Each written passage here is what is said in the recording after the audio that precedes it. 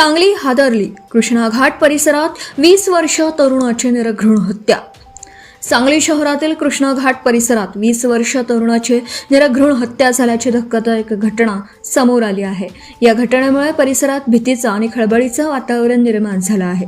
मृत तरुणाचं नाव चैतन्य सुहास तोरणे, वय वर्ष 20, राहणार टिंबर एरिया, सांगली असं आहे. घटनेची माहिती मिळताच सांगली शहर पोलिसांसह स्थानिक गुन्हा अन्वेषण शाखेचं पथक घटनास्थळी दाखल झालं आणि तपासाला सुरुवात केली. खून नेमका कोणी आणि कोणत्या कारणातून केला याबाबत अद्याप स्पष्टता झालेली नसली तरी आरोपींच्या शोधासाठी विशेष तपास पथके रवाना करण्यात आली आहेत.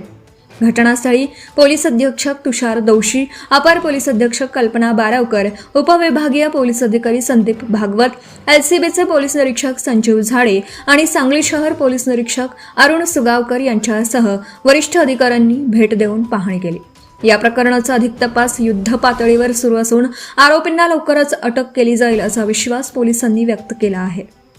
Bureau report, police times news. Subscribe now and press the bell icon. Never miss an update.